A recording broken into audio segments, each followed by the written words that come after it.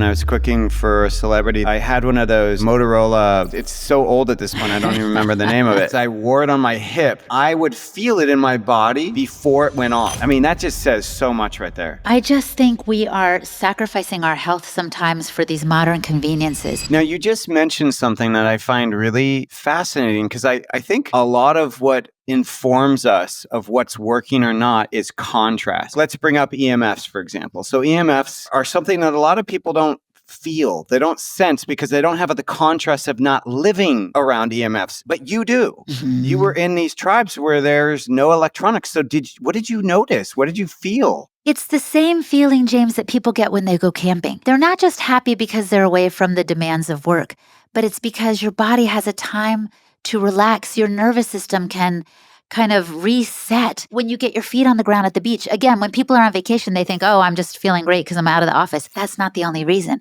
It's because you're getting the Earth's frequency instead of these non-native electromagnetic frequencies that man makes. The problem is, to be honest with you, is sometimes we only measure things by what's visible to our eyes, and we see a very narrow band of light and things around us when there's a lot more going on than meets the eye. I think I interviewed this guy, George Carlo, who said, if we could see the frequencies that were surrounding us right now, this room would be filled with smoke, as if it were cigarette smoke. Like we would be astounded by how much is bombarding us. So we don't see it, so we think it's not affecting us. But it is. It's like a burden that our bodies are carrying. Scientifically, they call it a positive charge. And that sounds like it's good, but it's not. It's a positive charge that kind of is wiring us. If your cortisol feels through the roof, sometimes if you're just like, oh, I've got to get away. I just want to throw this laptop or get out of this kitchen or whatever. It might not be just that things are on your last nerve. It may be that you're literally being kind of fried. So it's important to pay attention, I would say at the very least, where your router is in your home and turn it off at night. Because yes, when I get to these places like by the Omo Valley, people are barefoot. There's no frequencies right in their immediate vicinity, and there's a lot more peace and calm and joy. And if you don't believe me, just experience it yourself, experiment with it, go camping, go to the beach, see what it's like to have your phone away from you for a couple of hours even, and you'll feel the difference. Because what we don't realize is when we have our devices also, by the way, every time we touch it, we're getting just a mini zap. And so it's not just the light that's interfering with our circadian rhythm and so forth, but it's also the energy that's being emitted from that device. So our devices were meant to serve us. They're good. I use mine too, for sure. But we have to make sure that we own them and they don't own us. Back in the day when I was cooking for a celebrity, I had one of those Motorola. It wasn't a pager, but it was it's so old at this point, I don't even remember the name of it. It's so funny. So I wore it on my hip because I had to be always in touch, and it wasn't as well known then what kind of resulted from that. And I would feel it in my body before it went off. So I would know a text or whatever was coming in and the machine hadn't even gone off yet. I would feel it, and then maybe 30 seconds later, it would go off. I mean, that just says so much right there. It does say so much. And I'm so glad you're bringing this up because I just think we are sacrificing our health sometimes for these modern conveniences. I've interviewed people on the Wise Traditions podcast about movement, for example, and I'll never forget, I think it was Rhonda Patrick talking about even how we don't need to turn a key to start a car anymore. You just push a button. We don't have to get up to change a channel on our TV. In the olden days, people had to get up and do it. Like those micro movements, the loss of them is affecting us. And so in the same way, we just think, oh, how convenient. I can order DoorDash, or how convenient. I can just text my brother-in-law. That's great. But what's missing because of that, and what are the effects? There's so many. So I do my best to give parameters or boundaries to my tech. So we turn our Wi-Fi off at night. I think even on my Holistic Hilda website, I have a little device you can buy. It's not hard to use, but it just makes it easier. You don't even have to be near the router to click it off at night. And my husband and I used to fight about this, but we don't fight about it anymore. But we click it off at night because we're not going to be answering emails or texts or anything at night. That's one thing we do. And then we also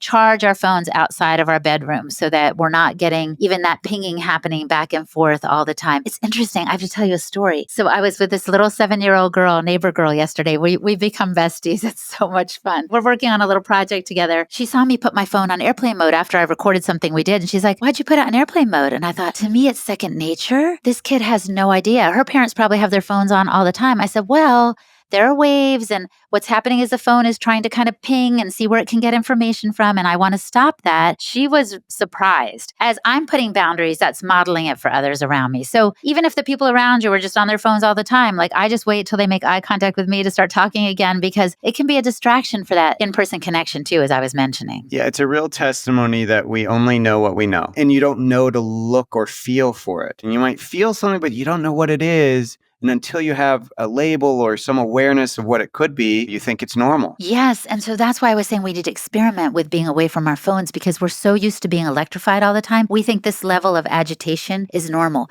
And I did read The Invisible Rainbow by Arthur Furstenberg.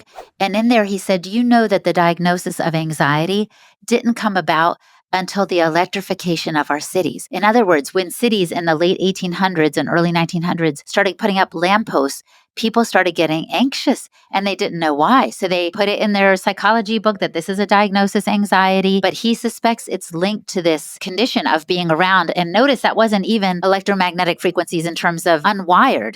It was all wired at the time, but now we've got wireless stuff around us all the time. So yeah, I invite people to test on themselves what it feels like to be, like I said, away from the phone or getting your feet on the ground, making these small shifts. This is also not just kind of woo-woo information that I'm intuiting, though I do some of that in my life for sure. But I've talked to Philip, the head of Lila Q. I don't know if you've heard of that company, but they've developed these quantum blocks and little quantum capsules that you can wear. I like them a lot because they have been scientifically tested. And so Beverly Rubik, who is someone I've had on the podcast too, who's a scientist who's done some studies on these things, she studied what happens if you've got your cell phone in a backpack or in a purse on your body. And she noticed that the blood had a tendency to clump. And as we all know, we don't want clumpy blood. You want it to kind of flow, right? She tested these blocks and noticed that they declump the blood, basically, in layman's terms. And I'm like, okay, that's cool. And that's something I want and need. Why? I personally live in the city, even though I look like a country girl, and I do fly a lot and I'm exposed to a lot of radiation. So I'm trying to do what I can to mitigate its effects on my life. I also spend time barefoot outside. I connect with nature a lot. And I do travel a lot to get out of the city, to be honest, to be in these rural places where I know there's not a lot bombarding me. So my body has a chance to rest. If you enjoyed the clip from the podcast, make sure to check out the next video up here, or head over to watch the full episode down here. And before you go, don't forget to hit the subscribe button. Come on. Yeah, thanks for watching.